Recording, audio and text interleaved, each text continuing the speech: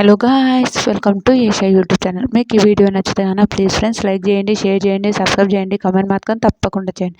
మరిన్ని వీడియోస్ కోసం వెయిట్ చేశారని నేను అనుకుంటున్నాను. శ్రీజ శ్రీజ నిజంగా సూపర్ సూపర్ సూపర్. శ్రీజ చాలా బాగా నామినేషన్ చేసింది. హైలైట్. శ్రీజ పాజిటివ్ అయిపోతుంది. నిజంగా మంచిగా మాట్లాడుతుంది శ్రీజ. ఒక ఫస్ట్ ఏంది అబ్బాయి ఈ అమ్మాయి గోల అని అనుకున్న రోజుల నుంచి అరే బాగా మాట్లాడుతుందిగా ఈ అమ్మాయి అనే వరకు వచ్చింది. హైలైట్. శ్రీజ మాత్రం సూపర్. నాకైతే చాలా చాలా మంచిగా అనిపించింది. శ్రీజ నామినేషన్లో దివ్యని శ్రీజ నామినేషన్ చేస్తారు. ఓకే, ఏ విషయంలో నామినేషన్ చేస్తారో చెప్తా. ఫస్ట్ అయితే మీకు అన్నిటికీ టాస్కులు అన్నిటికీ మీకు ఫ్లేవర్గా ఉంది. ఓకే, మేము అందరం ఇన్ని రోజులు ఉన్నాం. ఇగో నువ్వు ఇప్పుడు వచ్చి ఇట్లా నామినేషన్ ఇట్లా ఉండి నువ్వు సేవ్ అయిపోతే అవును 100%. 3 వీక్స్ ఉన్నాం మేము. 3 వీక్స్ తర్వాత నువ్వు వచ్చి ఇప్పుడు మాకు ఎంత ప్రెజర్ ఉంటుంది, నామినేషన్ ఉంటే ఎంత ప్రెజర్ ఉంటే ఎంత ఉంటుందో మాకు తెలుసు అన్నది. అది హైలైట్. తర్వాత సంజన వస్తుంది.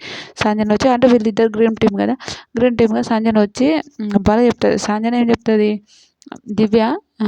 దివ్య రావడం వల్ల ఇంట్లో అవన్నీ ఎంత ఘోరం అయిపోయిందంటే ఒక్కరోజు వచ్చిన డిమాండ్ని అవన్నిటిని గొడవ పడుతుంది, అంత గొడవ పెట్టింది, అన్నిట్లో గొడవ పెట్టింది అనడం అయితే సంజన కొన్ని విషయాలు కరెక్ట్, కొన్ని విషయాలు తప్పు.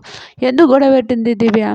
బట్టలు వచ్చిన వెంటనే ఆమె బట్టలు, ఆమె పర్సనల్ థింగ్స్ అన్నిటినీ ఇట్లా తీయడం అయితే సంజన గారిది అయితే తప్పు. కానీ ఒక విషయం, వాళ్ళు కరెక్టే చేస్తున్న. ఇప్పుడు ఆమె దాచిపెట్టడం ఎంతవరకు కరెక్టు?